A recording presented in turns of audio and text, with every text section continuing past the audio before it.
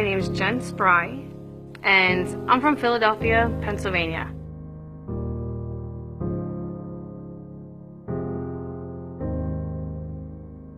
When I was 8 years old, a stranger, moved in only 4 doors from where I lived.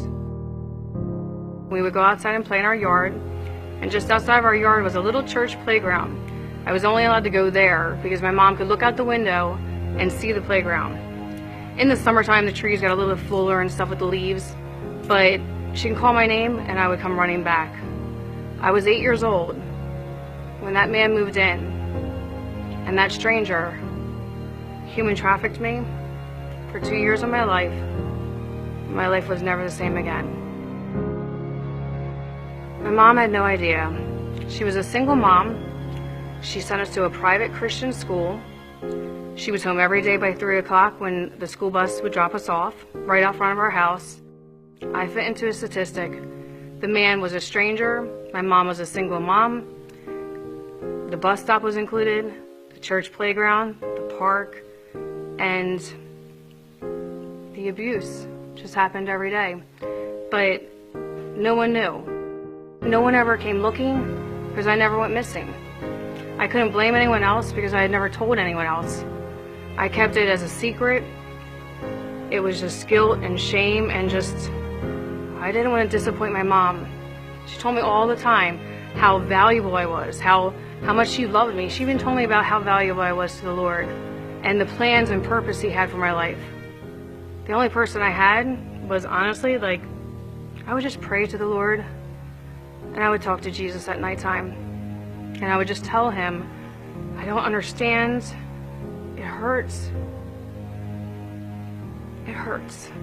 I would cry almost every night going to sleep, and my mom had no idea. She knew what my favorite cereal was, what pajamas I wore to bed. She had no idea that literally in my bed, I would just cry because my body hurt so much. I was hiding marks on my body and just didn't know what to do. You know, that man moved into my neighborhood. No one knew. No one knew the monster had moved in right next door to the church playground. I wasn't the only kid that went to that house, climbed the 3 steps up to the 3rd floor of that house on a fire escape, and went through a back window on a regular basis. I wasn't the only kid that went there, but every day I knew about 3 o'clock I had to be at his house. I would come up with reasons that I would have to go there. I would tell my mom. I even came up with a make-believe friend and tell my mom I had to go play. My little sister would be crying. My mom just thought I outgrew her and didn't want her to come with me, which was so far from the truth. My little sister and I were best friends. To this day, we are best friends. I just didn't want her to be hurt. I didn't want him to do that stuff to her.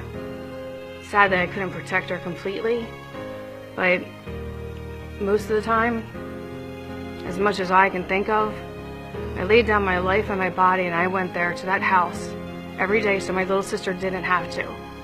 And he would tell me, he used that against me, he would tell me how cute she looked in the morning, how he liked the little ribbon in her hair, or he would tell me what was in our grocery cart, asking me about chicken pot pies. And then I would look and be like, wait a minute, were you there? Were you at the grocery store? He must have been. I was so scared that he was going to come up to my mom one day. I was scared that he was going to tell. I was scared he was going to kidnap me. Every time, even when I went to the store, I was looking over my shoulder. I just didn't know what to do. I felt like there was nowhere to go, nowhere to turn. And I was in so much trouble for what was all going on. I just knew that it was so much bigger than me. I just didn't know what to do. I didn't tell because I was just too scared. That man stole everything. It wasn't just 2 years of my life. He stole everything about me. And I was being abused to the point where I couldn't even breathe because a man's hand was so big that when he smothered me, he didn't realize that my little nose and my little mouth were that close, that he didn't realize that I couldn't breathe. I felt out-of-body experience. I literally felt like my body was going limp, and I was having out-of-body experience thinking, doesn't he see? Can he tell my arms are going limp? He had no idea because he was just abusing me and had no idea that I just couldn't breathe. That didn't just happen once. But what I did learn as I went through this, my body would hurt. I learned that the more I prayed, the harder I prayed, the more I looked at Jesus, It's like I felt him. It's like I felt like I see him. I felt him weeping with me. I heard him crying. I felt like his tears were like my tears. I felt like when I wiped my face at nighttime, I felt like he was wiping it. Because what I kept hearing in my heart is I have a plan and a purpose. You're here today to learn just a few of these little tidbits that I throw out there that are so important. But there's so much more. There's so many more, not techniques, but really better practices. There's ways that we can teach our children so that when they are encountering a predator, which statistically it says that they will, make sure or have your child prepared. Everybody else saw the signs but didn't know how to recognize, identify, or respond. And that's why I'm willing to share with you, so you will be equipped, so you, the church, will have the tools to be effective in protecting children. We need you. The children need you. You may be the only voice, whether it's your kids or someone else's, you may be the only voice for the children who cry in silence. And I can tell you that because that was me.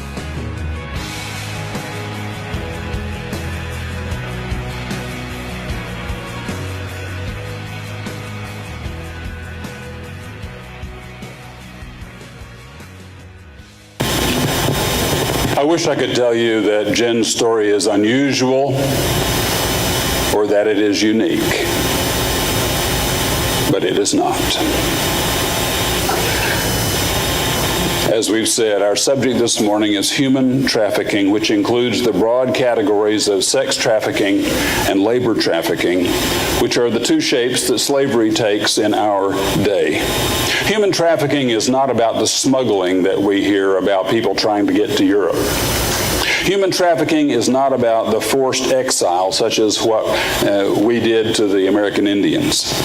Human trafficking doesn't require movement, physical movement at all, although it frequently does, because if you keep people moving, it's hard to track what's going on. About 80% of the persons trafficked in this country are American citizens. About 80% of them, both here and around the world, are girls and women. Approximately 750,000 new people are trafficked around the world every year. 750,000 new people every year, and half of those are minors. UNICEF, their statistics are that there are at least 2 million children.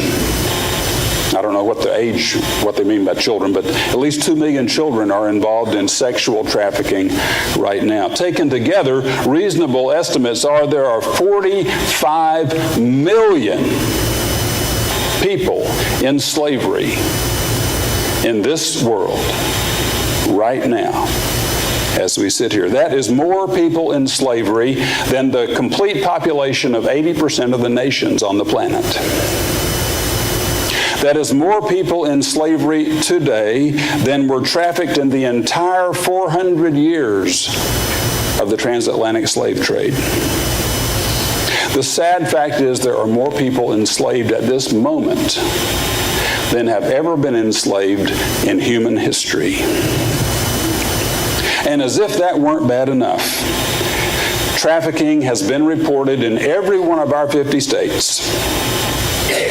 And Vernon Gray, our own Vernon Gray, chaired the Howard County Task Force on Human Trafficking, said that we in Maryland live in an area, he said, this is his language, that is a perfect storm for human trafficking.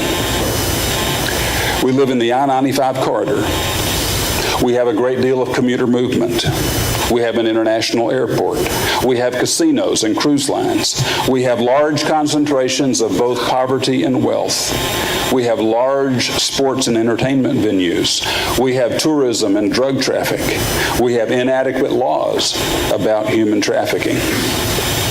Money Magazine may say that Columbia is the best place in the country to live, and we're happy about that, but that does unfortunately mean that we really do have it all. After drug dealing, human trafficking is the second, it's tied with arms. The illegal arms industry is the second biggest criminal activity in the world, and human trafficking is the fastest growing, generating, some say, as much as $150 billion, with a B, dollars every year. Because you see, drugs you can only sell once.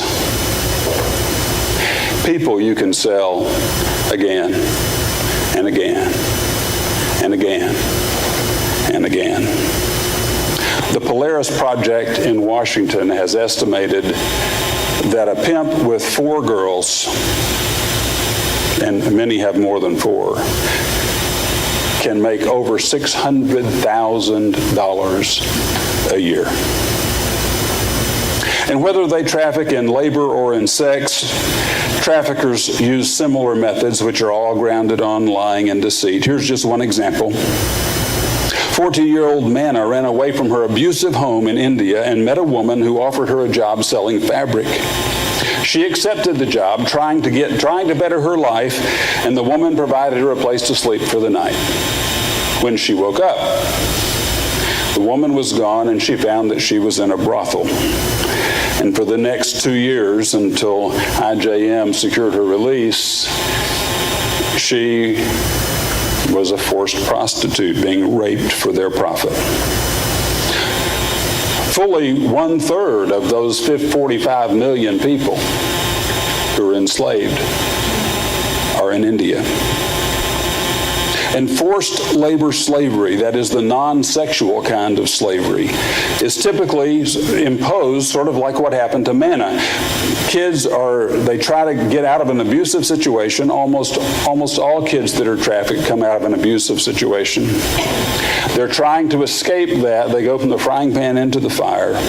And for labor slavery, the way that works is somebody promises a job or offers to loan some money for them to start a micro loan or something, sometimes just $25. And then what happens is the trafficker says, you can work that off by working for me, only they don't ever get paid. And they get exorbitant interest rates and all kinds of false charges so that it's functional slavery. They're forbidden to leave the property until the loan is repaid. Their children and their family members are brought in and enslaved to work off a false and ever-growing debt. Here's a story of that sort.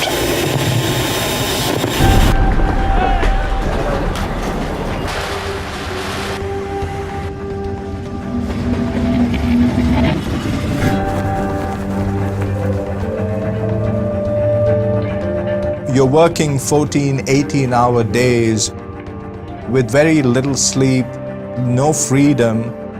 Dignity is taken away from them. And that's something nobody should have to endure. We had a number of years ago, 2 of the bonded laborers escaped from a facility. And they were tracked down by the owners of the facility and brought back.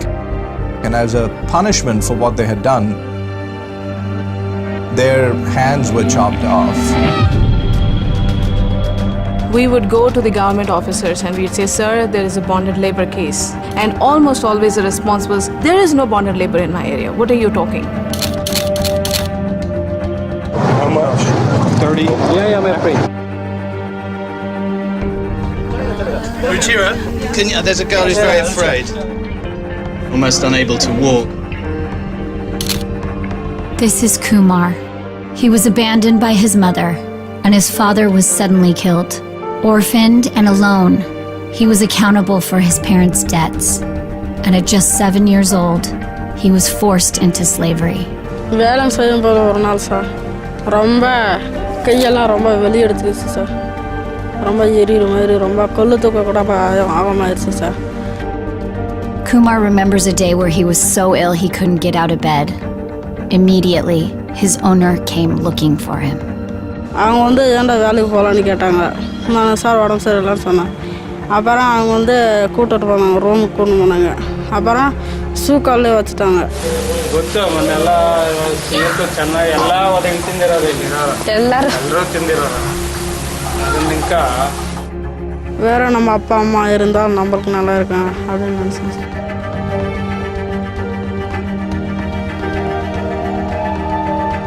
Kumar was trapped by debt and a slave owner who beat him continuously. He, like so many, had no remaining hope for a way out.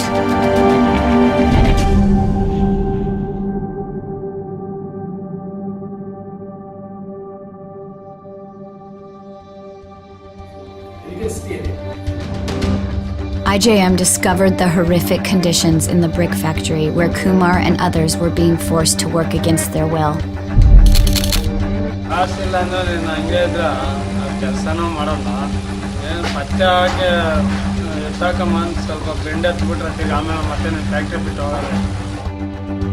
And, based on their undercover video evidence, local government authorities and police came alongside IJM to conduct a rescue operation. The more and more we are doing these rescues, people are getting aware that people are being abused. There is bonded labor, there is trafficking. Also, the law is going to take its course as well as perpetrators go behind. When the team arrived in the morning and entered the brick factory, 15 men, women, and children were rescued and given their freedom back. Then, they were each given a certificate to prove that they no longer owe any debts to their former owner.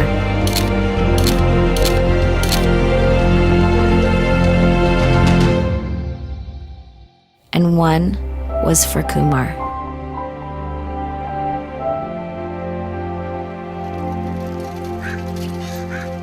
After being rescued, IJM placed Kumar in their aftercare program to heal. You'd ask him a question anytime, no matter what, and he would say, the one thing I want to do, sir, is I want to study. He was clear about that. And then, they enrolled him in school for the first time.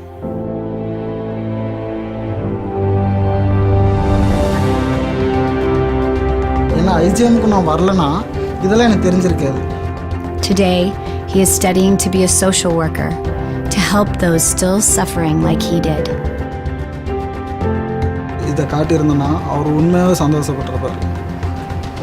நம்ம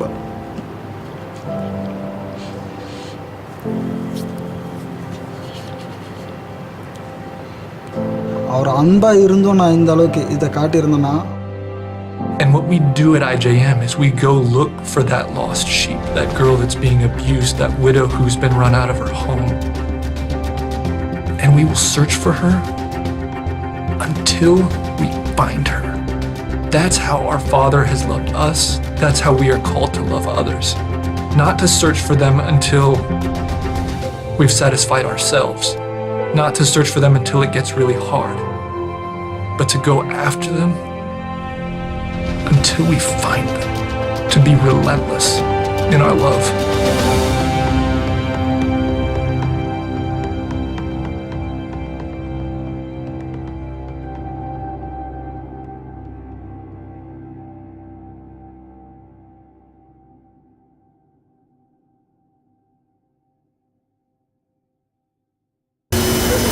Okay. Well, the happy news in that video is that the International Justice Mission was able to do undercover work. You saw part of that, and Kumar was eventually released, and you'll see him again in the slides later. There are thousands of stories. Just as there are thousands of stories like Jen's, there are also thousands of stories like Kumar's because of organizations like IJM, the International Justice Mission, that are working to release slaves around the world. IJM is the largest global anti-slavery organization in the world. It is a Christian organization just down the road in Northern Virginia. And their mission is, I like this, rescue thousands, protect millions, prove that justice for the poor is possible. IJM works against human trafficking in about 20 of the most strategic communities around the world. And in the 20 years that it has been in existence, they have secured the release of thousands of slaves and have secured over 1,000 convictions of the traffickers. They have a global staff of more than 700 lawyers, criminal investigators, social workers, and pastors, and they investigate and document cases of human trafficking, work with local law enforcement to enforce existing laws, and to emancipate slaves and bring the slaveholders to justice.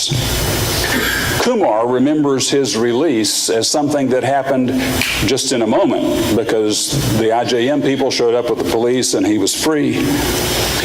But it wasn't just in a moment. It was the result of months of careful undercover work and documentation and working with research and planning. But today, Kumar, which I think is the next slide, Kumar today is a Christian, a follower of Jesus. He's a college student. He's a fantastic dancer, and he is a member of IJM's on-the-ground team in Bangalore, India. That's good news. That's real good news. But there are still 45 million other Kumars who are hoping to be set free. If it works, here's another short video to make that point.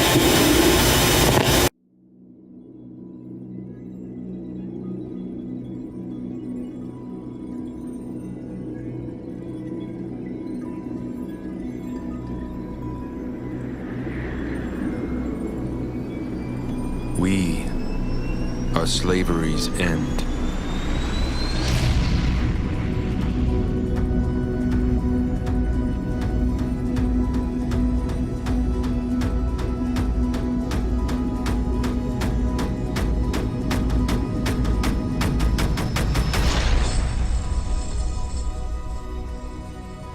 Each morning we rise, wide awake and filled with purpose. We fight fearlessly in the name of justice because we believe in a better world and a God who moves us to make it so. We are the church. Beyond a building or a day of the week, relentlessly defending freedom. Not for some distant future, but for today. So that this may be the last generation to be owned, sold, or ignored in their suffering. And though we may be free, we are tied to those still held in bondage. And we will not go away until lives, communities, and nations are transformed.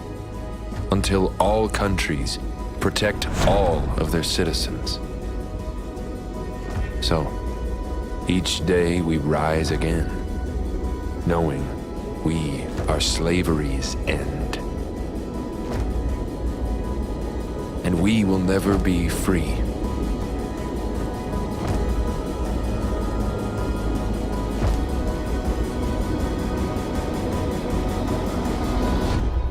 Until all are free.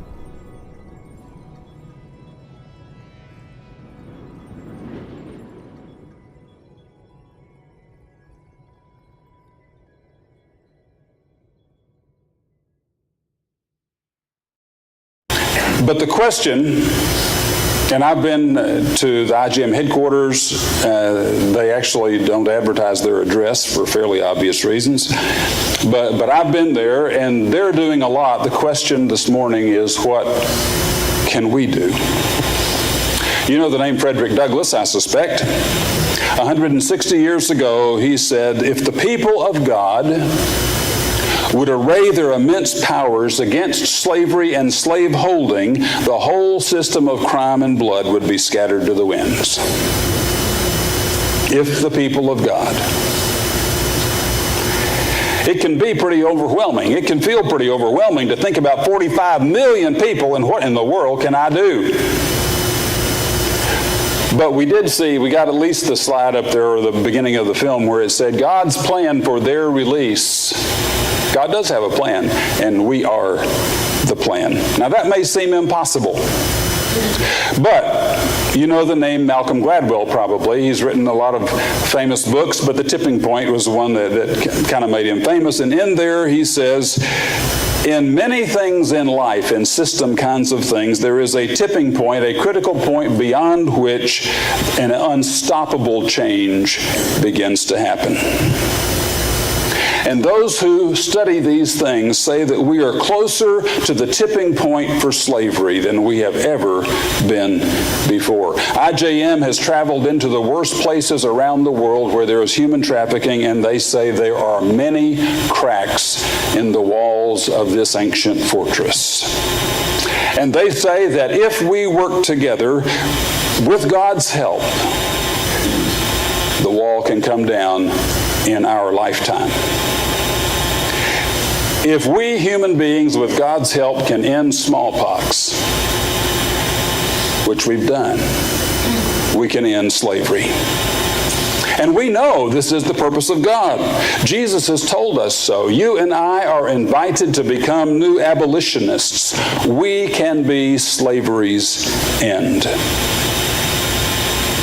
William Wilberforce worked for decades to secure the end of the transatlantic slave trade in England. And as he famously said to the Parliament, he said, "You may choose to look the other way, but you can never again say that you did not know." So what can you do? What can I do? As in many things, maybe most things, there are three things. We can pray, we can give, and we can go. That's Kumar after he was released. In terms of prayer, with the sermon this afternoon, I will post a prayer guide from IJM, a 30-day prayer guide for praying for the work against human trafficking around the world. In terms of giving, there are many ways to do it, but one of the things you can do would be to join Jill and me in becoming what IJM calls a freedom partner. We've been doing this for a long time, and I know some of you do similar things. Give me the next one there, Gary, please. You can do it on your phone right now. You can go to this website and sign up to be a Freedom Partner. They ask for a Freedom Partner $24 a month, which simply symbolizes 24 hours a day that we're apart. There's information in your bulletin. You've got this blue thing, the bigger one gives you that website, and it also tells you that until the end of this month, any gifts will be doubled. And then you've got this little green thing, which Rebecca and maybe some others have worked really hard on, which is kind of a little pocket card that gives you the signs of what does it look, what does somebody who is being trafficked look like? Some of the signal signs to watch for, and then they also gives the National Human Trafficking Hotline on there. And if you want materials to think about or pray about becoming a Freedom Partner, not only can you go to this website, but there's material on the kiosk outside.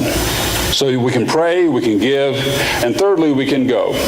IJM has provided this community justice assessment for churches to work together to examine the community in which we live to see what might be the needs in this place. And if you're interested in that, just let me know. If we have enough interest, we'll just go through it, work through it, see what God does. We all know the Good Samaritan story. Two other people walked past this man who was hurt and wounded. There was one person who stopped, picked him up, and paid for his care. It didn't take too much. It just required him to stop and actually pay attention that somebody is suffering, pay attention that somebody is wounded. Now, Jesus talked to us about this parable because he wants us to be like that Good Samaritan. You may be removed miles and miles away from where these things are happening, from where the crime of human trafficking or slavery is happening. But you're also very close to the heart of Jesus. He wants to extend his kingdom on this earth. And he doesn't just come from heaven and do it himself. He uses people like you and I. He uses us as his instruments. He uses our abilities to extend his kingdom. Do you want to be someone who stopped and decided, no, this is wrong. It cannot happen on my watch. It cannot happen in my time. And so the invitation is open.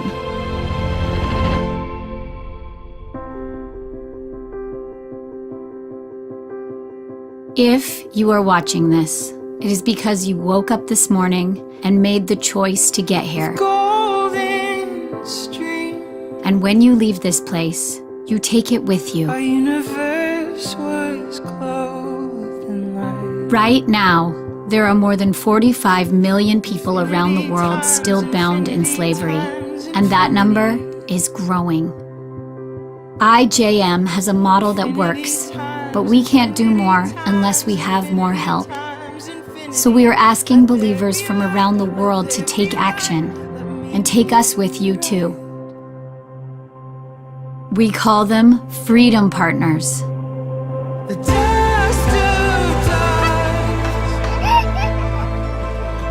When you become a Freedom Partner, you join a community that is actively praying, advocating, and spreading the word to get more people involved.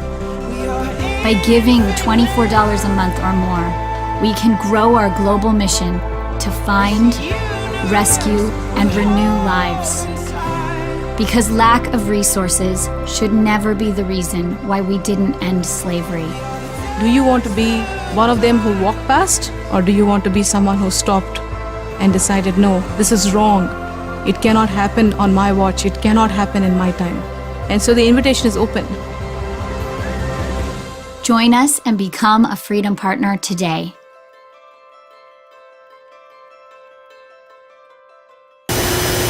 One of the things that the narrator says there sticks in my mind. She says, not on my watch, not in our time. We are slavery's end. Megan's going to sing a song that will take us there.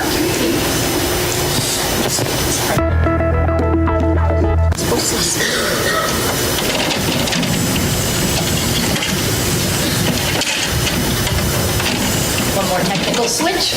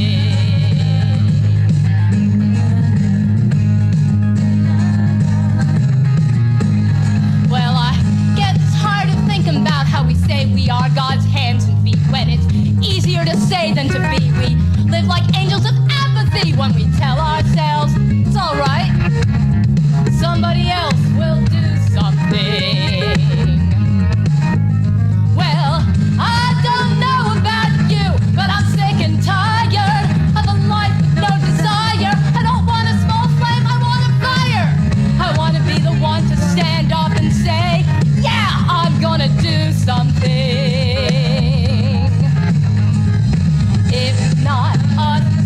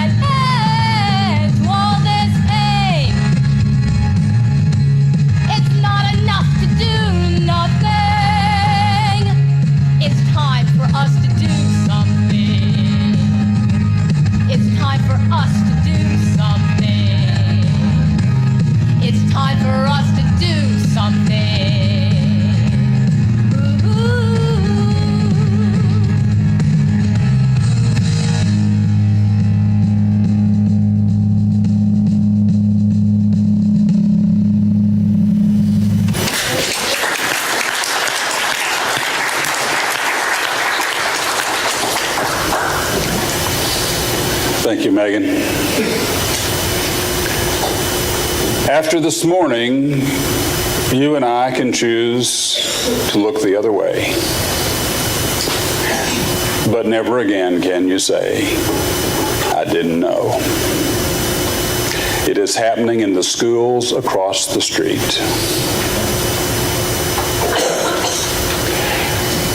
Pray, give,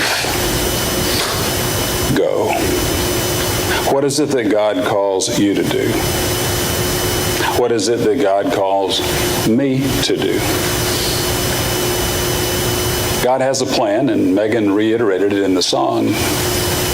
And what's the plan? It's us.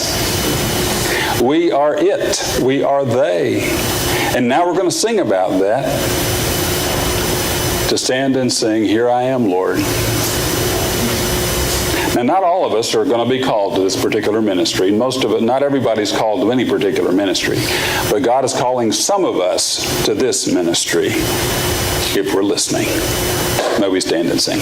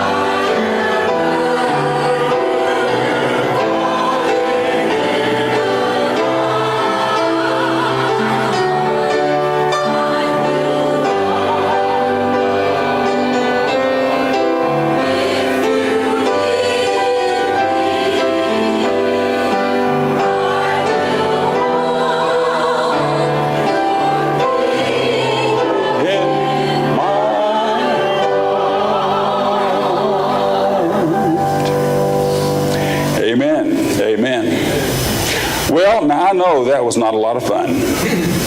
It was not supposed to be fun. But I hope that it will plant seeds in your heart and my heart that whether this is a ministry to which you are called or not, we can certainly pray. Some of us can give, some of us will go. But let it be something that we take advantage of, that we pay attention to, because this is real. It may touch some of our families now or in the future, but it is touching families in Oakland Mills today. And to pray for how we might be a part of pushing back the darkness. Not on my watch, not in our time. We are slavery's end. I will post the prayer guide with the sermon online this afternoon. If you want to give, there you have information there, and there are packets on the kiosk. And if you're interested in being a part of a small group to go through this assessment and just see what we might be called to do in our neighborhood, you can let me know. It doesn't have to be today, but think about that, and we'll study that together and see what God might call us to do. Pray with someone, have spiritual conversation in a private way at this point. One of the deacons will be at the prayer room just outside on the left as you leave. And it's been good to be with you in worship as always. We will continue with Mark next week. And we will have one more video that I trust will work. On Wednesday night, we watched the first half of a film that included trafficking going on in Baltimore, as well as the good news of Christian work that is going on for recovery in Baltimore. We will watch the rest of that film, 30 minutes, this coming Wednesday night, and then we'll be done with this particular topic. But just because we get to be done with it doesn't mean it's done for those 45 million. We can walk away. They can't unless we help. And now may the God of peace, who brought again from the dead our Lord Jesus, equip you with all you need for doing his will. And may he produce in you, by the power of Jesus Christ, all that is pleasing to him.